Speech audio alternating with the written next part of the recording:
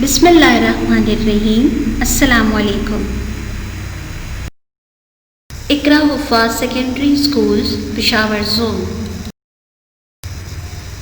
جماعت نہم مضمون اردو میں آج سبق نمبر 5 جس کا عنوان ہے نسو کا خواب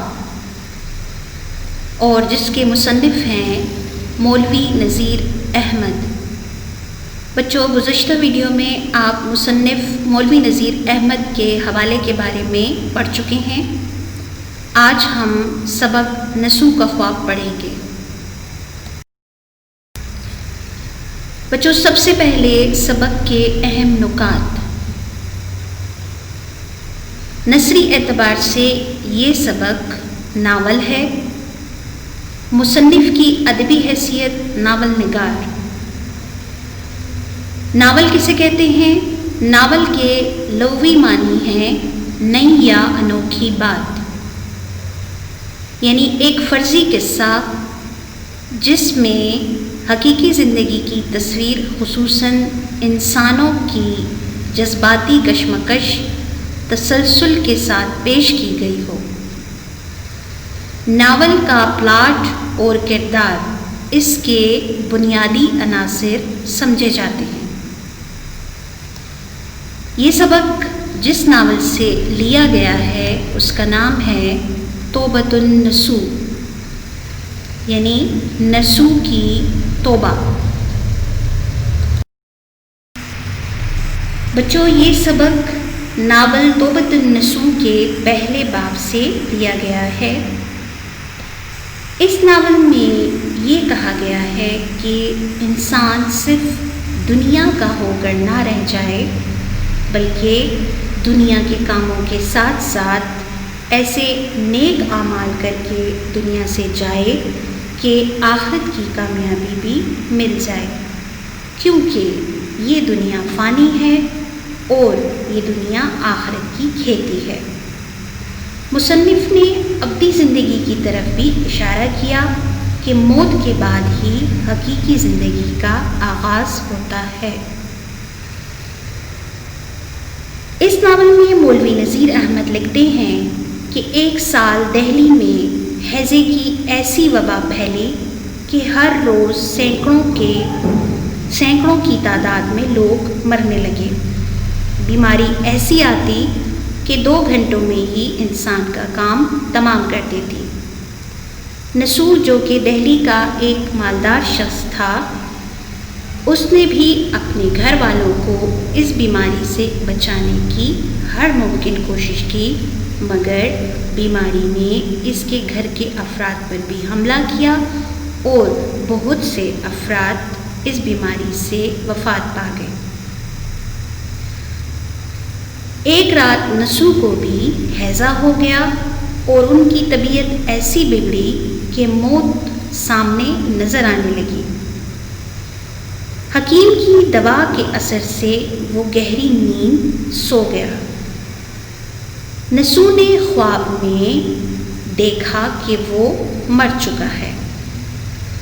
اب نسو نے خواب میں جس عدالت کو دیکھا، اس سبق میں اس کی کیفیت بیان کی گئی۔ نسو نے وہاں مجرموں میں اپنے والد کو بھی دیکھا۔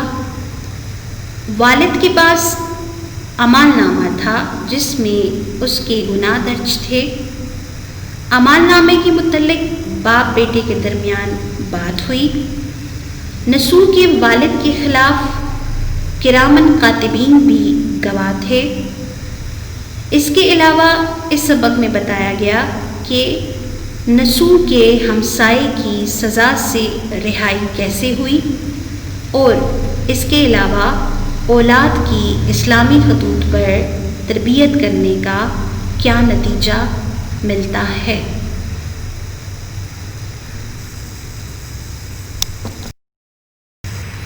آئیے سبق کا مطالعہ کرتے ہیں۔ جیسا کہ آپ کو بتایا جاتا ہے کہ مطالعے کے لیے ضروری ہے کہ آپ لغت کا استعمال رکھیں تاکہ مشکل الفاظ کے معنی کو سمجھ سکیں۔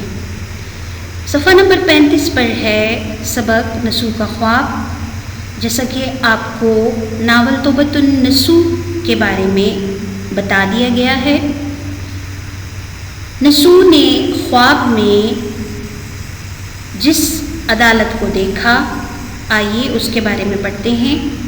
کہتے ہیں کہ آنکھ کا بند ہونا تھا کہ نسو ایک دوسری دنیا میں تھا، یعنی نسو نے اپنے آپ کو دیکھا کہ وہ مر چکا ہے۔ جو خیالات ابھی تھوڑی دیر ہوئے اس کے پیش نظر تھے، وہ سب کے سب اس کے دماغ میں بھرے ہوئے تھے، یعنی مرنے کے بعد کے خیالات اس کے ذہن پر حاوی تھے۔ کیا دیکھتا ہے کہ ایک بڑی عمدہ اور عالیشان عمارت ہے۔ چونکہ نسو خود بھی کبھی ڈپٹی مجسٹریٹ اور حاکم فوجداری رہ چکا تھا۔ ڈپٹی مجسٹریٹ کا مطلب ہے یعنی فوج کا عہدہ یا وہ محکمہ جہاں لڑائی جھگڑے، خون خرابے وغیرہ کے مقدمے کا فیصلہ کیا جاتا ہے۔ اس لیے نسو کو یہ تصور ہوا کہ گویا یہ ہائی کورٹ کی کچہری ہے، لیکن حاکم کچہری یعنی اللہ تعالیٰ کی ذات کچھ اس طرح کا روبدار ہے کہ باوجود یہ کہ ہزاروں لاکھوں آدمیوں کا اجتماع ہے، یعنی مجمع ہے، بھیڑ ہے، رش ہے، مگر ہر شخص سکوت کے عالم میں یعنی کہ خاموشی کے عالم میں ایسا دم بخود بیٹھا ہے کہ گویا کسی کے منہ میں زبان نہیں، یعنی ہر کوئی خاموشی سے اپنی باری کا انتظار کر رہا ہے۔ کیا مجال کہ کوئی اپنے بارے میں ناجائز پیروی کر کے یا روپے پیسے کا لالچ دے کر یا صحیح و سفارش باہم پہنچا کر کاربراری کر سکے، یعنی کسی بھی کوشش یا کسی بھی سفارش کے ذریعے وہ یا ناجائز طریقے سے وہ اپنے بارے میں کوئی معلومات نہیں لے سکتا۔ کہتے ہیں جتنے بھی مجرم ہیں، کیا خفیف یعنی کیا پوشیدہ، کیا سنگین یعنی جس نے سخت قسم کے جرم کیے ہیں، کوئی اس کے رحم سے نا امید نہیں، یعنی کسی کو بھی نا امیدی نہیں، ہر کوئی امید رکھے بیٹھا ہے۔ اختیارات اس کے اس قدر وسیع ہیں کہ نہ اس کے فیصلے کی اپیل ہے اور نہ اس کے حکم کی خلاف ورزی ہو سکتی ہے، یعنی اللہ تعالیٰ کی ذات کے حوالے سے بات ہو رہی ہے کہ اللہ تعالیٰ کے اختیارات وسیع ہیں، اسی لیے اس کے حکم کی خلاف ورزی کا سوچا نہیں جا سکتا۔ کام کرنے کا کچھ ایسا ڈھنگ ہے یعنی طریقہ ہے کہ اگلا صفحہ ہے نمبر 36، یعنی کام کرنے کا طریقہ ایسا ہے کہ روز کا کام روز اور صاف ستھرا، یعنی کتنے ہی مقدمے پیشی میں کیوں نہ ہوں، ممکن ہی نہیں کہ تاریخ مقررہ پر فصیل یعنی فیصلہ نہ ہو جائے، یعنی جتنے ایک دن میں جتنے بھی مقدمے سامنے آتے ہیں ان کا فیصلہ اسی دن میں ہو جاتا ہے، یعنی جو حکم ہے دودھ کا دودھ پانی کا پانی، محاورتاً استعمال ہوا ہے، یعنی جس نے جو جرم کیا ہے اس کی سزا اس کو اسی وقت ہی دی جاتی ہے۔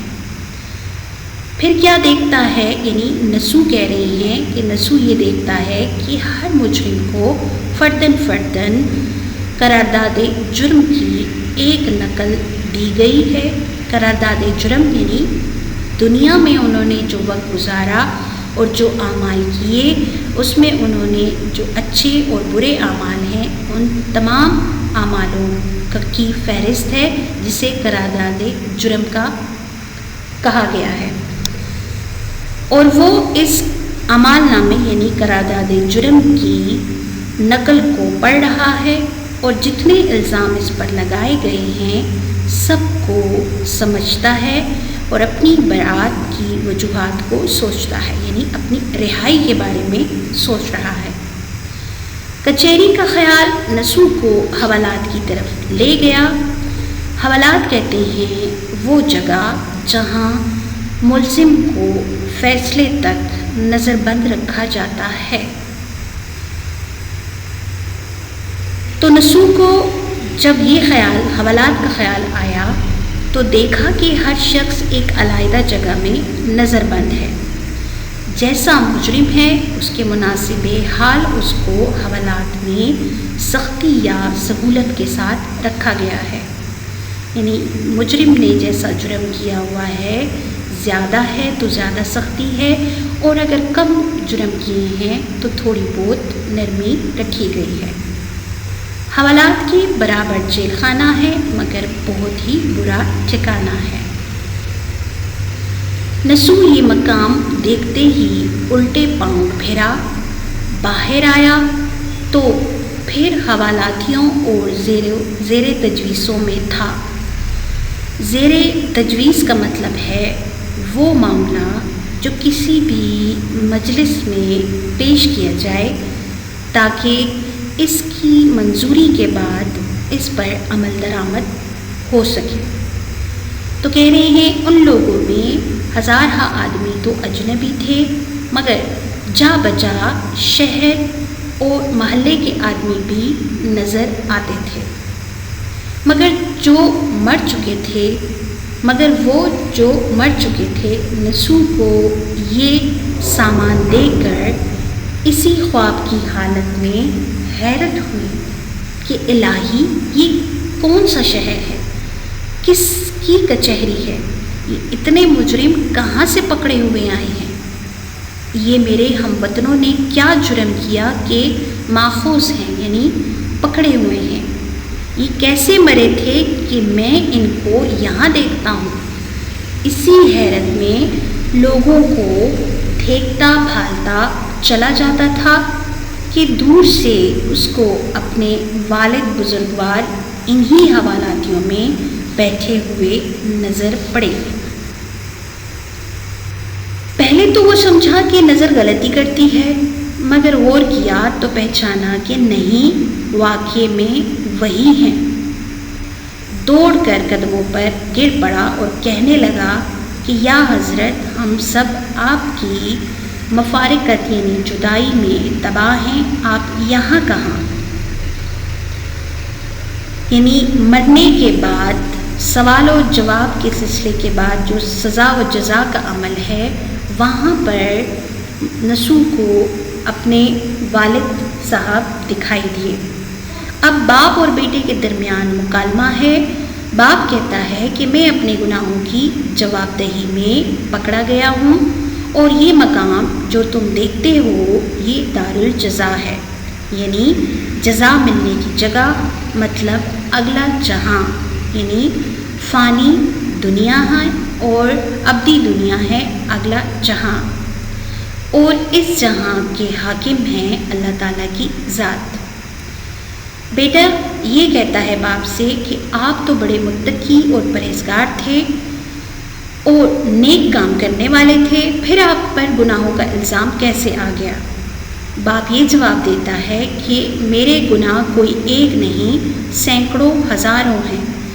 دیکھو میرا اعمال نامہ کیسی رسوائی یعنی کہ ذلت سے بھرا پڑا ہے، اور میں اس کو دیکھ کر سخت پریشان ہوں کہ میں اب کیا جواب دوں گا اور اپنی رہائی کے لیے کیا وجہ پیش کروں گا۔ یہ وہ کاغذ تھا جو نسو نے ہر شخص کے ہاتھ میں دیکھا تھا اور اس کو دنیا کے خیالات کے مطابق فرد قرارداد جرم سمجھا تھا۔ جب اس نے اپنے باپ کا اعمال نامہ دیکھا تو وہ کانپ اٹھا، کیونکہ اس میں نہ صرف شرک، کفر، نافرمانی، ناشکری، بغاوت، بے ایمانی، غرور، بلکہ دروغ گوئی، غیبت، لالچ، حسد، مردم آزاری یعنی دوسروں کو نقصان پہنچانا، نفاق، دکھاوا، دنیا کی محبت، الغرض کوئی ایسا جرم نہ تھا جو اس میں نہ لکھا ہو۔ بجائے تعزیرات ہند یعنی ہندوستان کے قوانین کے مطابق جو سزائیں ہوتی ہیں، یعنی اس کی بجائے وہاں قرآن کی صورتوں اور آیاتوں کا حوالہ تھا۔ انتہائی حیرت سے اس نے باپ سے پوچھا کہ یا حضرت، پھر کیا آپ ان تمام جرموں کے سزاوار ہیں؟ باپ نے کہا کہ سب کے سب جرموں کا مرتکب ہوں۔ بیٹے نے سوال کیا، کیا آپ حضور حاکم اقرار کر چکے ہیں؟ باپ نے جواب دیا کہ انکار کی تو کوئی گنجائش ہی نہیں ہے، کیونکہ اگر میں انکار کروں گا بھی تو پذیرائی یعنی منظوری نہیں ہو سکتی۔ بیٹے نے پوچھا کہ وہ کون لوگ ہیں جو آپ کی مخالفت پر آمادہ ہیں؟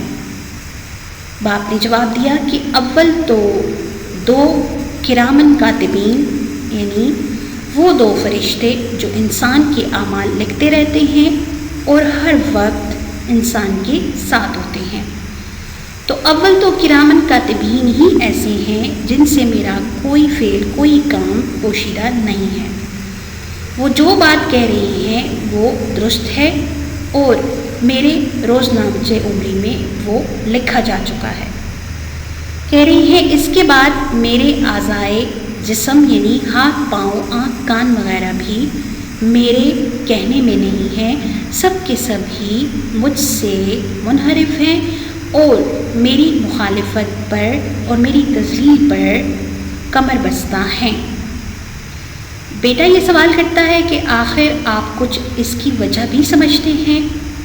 باپ نے جواب دیا کہ جب سے دنیا کو چھوڑا ہے قبر کی حوالات میں ہوں، تنہائی سے جی گھبراتا ہے، حوالات میں مجھ پر ایسی سختی ہے کہ بیان نہیں کر سکتا، مگر صبح و شام ہر روز آتے جاتے جیل خانے کے پاس سے ہو کر گزرنا ہوتا ہے، وہاں کی تکلیفات کو دیکھ کر ہوش اڑ جاتے ہیں اور غنیمت معلوم ہوتا ہے کہ کاش ہمیشہ کے واسطے حوالات میں رہنے کا حکم ہو جاتا۔ بیٹا سوال کرتا ہے کہ بھلا کس طرح ہم لوگ آپ کی اس مصیبت میں کام آ سکتے ہیں؟ باپ نے جواب دیا کہ اگر میرے لیے عاجزی اور خلوص کے ساتھ دعا کرو تو کیا عجب کہ مفید ہو۔ اگر ابھی میرے ہمسائے میں ایک شخص کی رہائی ہوئی ہے، یعنی ان کے ساتھی جو کہ سزا کے مرتکب ہوئے تھے مگر سزا سے ان کو رہائی ملی، کیونکہ کہہ رہی ہیں ان پر بھی بہت سے الزامات تھے، مگر جہاں اللہ تعالیٰ کا انصاف کامل یعنی مکمل ہے وہیں پر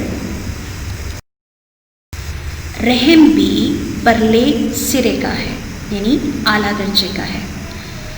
کہتے ہیں رہائی کی وجہ یہ تھی کہ اس شخص کے پسماندوں نے، یعنی جو پیچھے رہ جانے والے لوگ ہیں، یعنی خاندان، اہل خانہ وغیرہ نے اس کے واسطے بہت دعائیں کی تھیں۔ کہہ رہی ہیں پرسوں یا ترسوں اس کو بلا کر ارشاد فرمایا کہ تیرے افعال جیسے تھے وہ اب تجھ پر مخفی نہیں ہیں، یعنی تجھ سے پوشیدہ نہیں ہیں، مگر تیرے زن و فرزن یعنی کہ تیری بیوی اور تیرے بچے بیٹے تیری معافی کے واسطے گڑ گڑاتے ہیں، یعنی رو رو کر تیری بخشش مانگتے ہیں۔ یہی بات ہمیں اچھی لگی کہ تم نے اپنے خاندان میں نیکی کا بیج بویا، جا ہم نے تیری خطا کو معاف کیا۔ اس کے بعد بیٹا یہ کہتا ہے کہ آپ کے انتقال کے بعد رونا پیٹنا تو بہت کیا جو اب تک ہو رہا ہے، اس میں دنیا کے مطابق خیرات وغیرہ بھی کی گئی، دعا بھی بس واجبی ہی کی گئی۔ آپ کے بعد آپ کی میراث کے ایسے جھگڑے پڑ گئے کہ آج تک نہیں سلجھے، یعنی آج تک وہ حل نہیں ہوئے۔ یہ تو فرمائیے کہ آپ نماز روزے کے پابند تھے، کیا وہ بھی آپ کے کچھ کام نہ آئے؟ باپ نے جواب دیا کہ کیوں نہیں، یہ انہی اعمال کی بدولت ہے کہ میں دوسروں سے کم تکلیف میں ہوں۔ یہاں ہمارے اعمال میں خلوص نیت شرط ہے۔ میری نمازیں بے حضور قلب تھیں، یعنی میری نمازوں میں اخلاص نہیں تھا، دکھاوا تھا، دنیا کی بھولی بسری باتیں مجھ کو نمازوں میں ہی یاد آتی تھیں، یعنی نماز میں ہی کھڑے ہو کر مجھے ہر وہ کام یاد آتا جو کہ مجھ سے بھولا ہوتا۔ میں نماز کیا پڑھتا تھا؟ گھاس کاٹتا تھا، مطلب یہ کہ نہ ہی اچھے طریقے سے سجدہ، رکوع، قیام ادا کرتا تھا، بلکہ جلدی جلدی نماز کو پڑھ لیتا تھا۔ میرے روزے ایسے تھے کہ عید کا اس طرح منتظر رہتا تھا جیسے کوئی قیدی تاریخ رہائی کا انتظار کرتا ہے۔ مطلب میں روزے بھی دل سے یا پورے اخلاص سے نہیں رکھتا تھا، بلکہ صرف اور صرف اس وجہ سے رکھتا تھا کہ جلد از جلد یہ ختم ہو اور عید آ جائے، یعنی پورے 30 روزے رکھنا میرے لیے موت کے برابر ہوتا تھا۔ میں اس فانی دنیا سے اس طرح گیا تھا کہ جس طرح ایک مسافر کسی سرائے میں کچھ وقت کے لیے قیام کرتا ہے اور پھر اپنی منزل کی طرف روانہ ہو جاتا ہے۔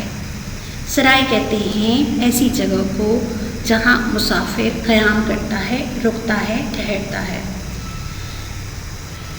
باپ نے کہا کہ لیکن میں یہ بات بھول گیا تھا کہ میں اس دنیا کی رنگینیوں میں اس طرح کھو گیا کہ موت کے بعد ہی مجھے احساس ہوا، لیکن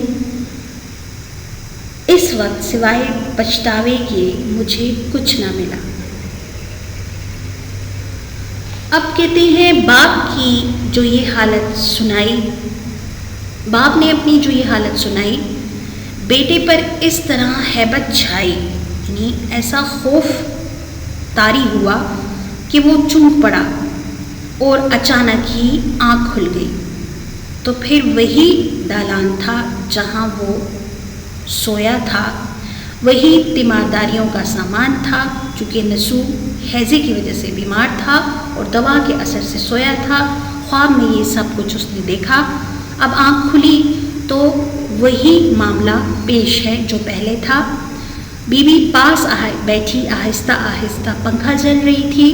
میاں کی آنکھ کھلی، دیکھی تو اس کی جان میں جان آئی۔ بی بی نے ہر چند دلجوئی کی باتیں کی، مگر نسو کو خواب کا سارا منظر سامنے تھا، اس لیے انہوں نے کوئی جواب نہ دیا۔ بی بی یہ سمجھی کہ بیماری کی وجہ سے بولنے کو جی نہیں چاہتا۔ نسو کا دل مان گیا تھا کہ یہ خواب میرے وہم و خیال کا بنایا ہوا تو ہرگز نہیں ہے، یہ اللہ تعالیٰ کی طرف سے امر ہے، حکم ہے، یعنی امر من جانب اللہ ہے۔ خواب کیا ہے؟ خواب تو رویا صادقہ ہے، یعنی سچا خواب ہے، اور الہام الہی ہے، یعنی اللہ تعالیٰ کی طرف سے برگزیدہ بندوں کے دل میں آئی ہوئی بات کو الہام الہی کہتے ہیں۔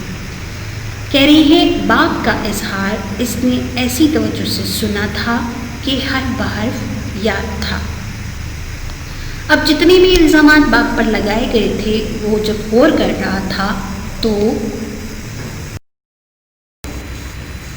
تو وہ سب کے سب اپنے میں اسے نظر آ رہے تھے۔ مطلب وہ تمام الزامات اسے اپنی زندگی میں نظر آ رہے تھے اور وہ اپنی حالت باپ کی حالت سے بھی بری سمجھ رہا تھا۔ ان تمام خیالات کا اس کے دل پر ایسا اثر ہوا کہ وہ بے اختیار ہو کر رونے لگا اور کہنے لگا، الہی میں نے اپنی ساری عمر تیری نافرمانی میں کاٹی، تو نے اپنے فضل سے پھر چند روز کے واسطے مجھے دنیا میں رکھ لیا ہے، تو ایسی توفیق عطا کر کہ نیکی اور اطاعت میں میری زندگی گزرے۔ پھر اسے اپنے خاندان کا خیال آیا۔ اس نے مصمم یعنی پختہ ارادہ کیا کہ انشاءاللہ ان کی اصلاح یعنی بہتری اور بھلائی کے لیے مقدور بر کوشش کرے گا، یعنی جتنی اس کی طاقت ہے اس کے مطابق ان کی اصلاح کرے گا۔ اس نے اپنا خواب بیوی بچوں کو سنایا۔ بیوی اور بچوں پر بڑا اثر ہوا اور وہ نیکی کی طرف مائل ہو گئے۔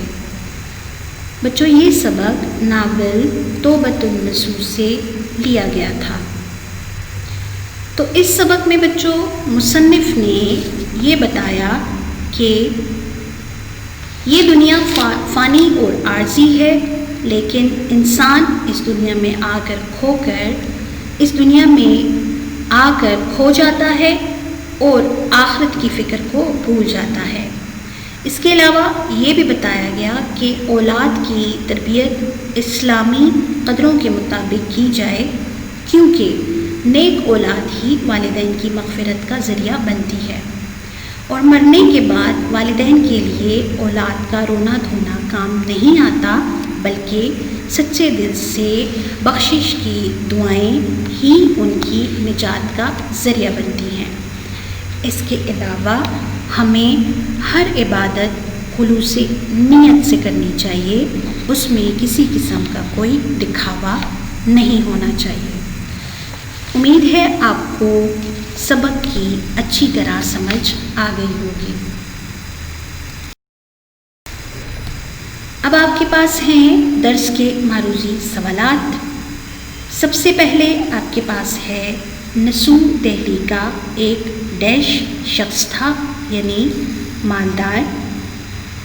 نمبر 2 پر ہے کچہری کا خیال نسو کو ڈیش کی طرف لے گیا، یعنی حوالات کی طرف لے گیا۔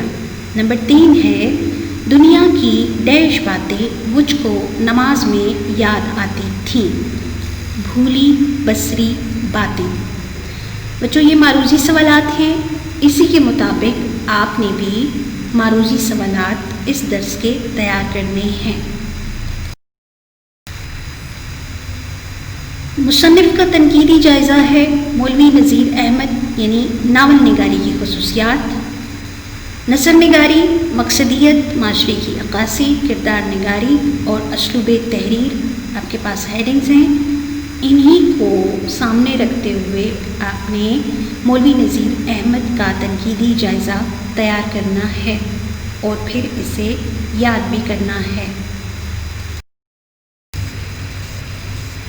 مشق ہے آپ کے پاس۔ سوال نمبر 2 ہے کہ نسو نے خواب میں جس عدالت کو دیکھا اس کی کیفیت اپنے الفاظ میں لکھیے۔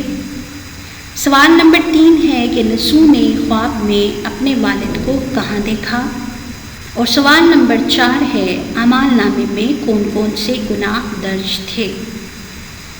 ان سوالات کے جوابات کو لکھنے سے پہلے آپ کے پاس متن کا حوالہ ہے، جس میں سبق کی صنف، مصنف کا نام اور اس کی ادبی حیثیت ہے، جو کہ آپ ہر سوال کے جواب میں آغاز میں لکھیں گے۔ رحم بھی پرلے سرے کا ہے، یعنی اعلیٰ درجے کا ہے۔ کہتے ہیں رہائی کی وجہ یہ تھی کہ اس شخص کے پسماندوں نے، یعنی جو پیچھے رہ جانے والے لوگ ہیں، یعنی خاندان، اہل خانہ وغیرہ نے اس کے واسطے بہت دعائیں کی تھیں۔ کہہ رہی ہیں پرسوں یا ترسوں اس کو بلا۔ سوال نمبر 7 ہمسائے کی سزا سے رہائی کیسے ممکن ہوئی، اور سوال نمبر 8 ہے اس سبق کا مرکزی خیال لکھیں۔ ان دونوں سوالات کے جوابات لکھنے کے بعد اگلا کام ہے سوال نمبر 9 اولاد کی اسلامی خطوط پر تربیت کیوں ضروری ہے۔ جواب لکھنے کے بعد اگلا سوال نمبر ہے مصنف کا تنقیدی جائزہ ہے مولوی نذیر احمد، یعنی ناول نگاری کی خصوصیات، نثر نگاری، مقصدیت، معاشرے کی عکاسی، کردار نگاری اور اسلوب تحریر۔ آپ کے پاس ہیڈنگز ہیں، انہی کو سامنے رکھتے ہوئے آپ نے مولوی نذیر احمد۔ اس کے بعد وضاحت کا اگلا کام موجود ہے، آپ نے یہ وضاحت مکمل کرنی ہے۔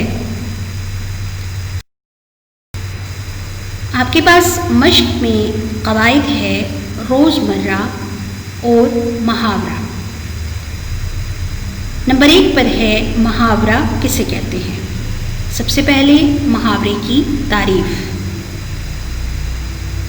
2 یا 2 سے زیادہ الفاظ کا مجموعہ جو اہل زبان مخصوص اور غیر حقیقی معنوں میں استعمال کرتے ہیں، وہ محاورہ کہلاتا ہے۔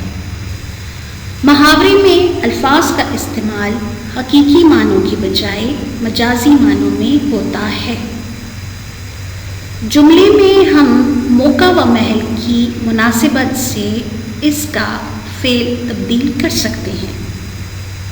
محاورے میں کوئی بات پوشیدہ ہوتی ہے اور محاورے کی علامت نون الف نا ہے، جیسے کہ مثال میں ہے: نمبر 1 باغ باغ ہونا، نمبر 2 کام تمام ہونا، نمبر 3 اینٹ سے اینٹ بجانا۔ ان تینوں مثالوں کے آخر میں نون الف نا موجود ہے۔ اگلا سوال ہے روزمرہ کسے کہتے ہیں؟ روزمرہ کی تعریف ہے: دو یا دو سے زیادہ الفاظ کا مجموعہ جو اپنے حقیقی معنوں میں استعمال ہوتا ہے اور جو اہل زبان کے اسلوب اور بول چال کے مطابق ہوتا ہے، وہ روزمرہ کہلاتا ہے۔ مثالوں میں نمبر 1 پر ہے: وہ آب زمزم پیتا ہے۔ نمبر 2 پر ہے: وہ بلا ناغہ اسکول جاتا ہے۔ نمبر 3 پر ہے: اس کے سر میں درد ہے۔ بچوں، ان مثالوں میں خط کشید الفاظ روزمرہ ہیں، یعنی جن پر خط کھینچا گیا ہے وہ روزمرہ کی مثال ہیں۔ امید ہے کہ آپ کو روزمرہ اور محاورے کی سمجھ آ گئی ہوگی۔ اس کے علاوہ مزید مثالیں دیکھنے کے لیے آپ شوق قواعد اردو سے مطالعہ کر سکتے ہیں۔ بچوں، گھر کا کام ہے سب سے پہلے آپ نے درس کا بھرپور مطالعہ کرنا ہے اور پھر مثال کے مطابق ہی 15 معروضی سوالات تیار کرنے ہیں اور اسے یاد بھی کرنا ہے۔ مشق میں سوال نمبر 1، 10 اور 11 کے جوابات اخذ کرنے ہیں۔ انشاءاللہ اگلی ویڈیو میں ہم اگلے درس کی تدریس کریں گے۔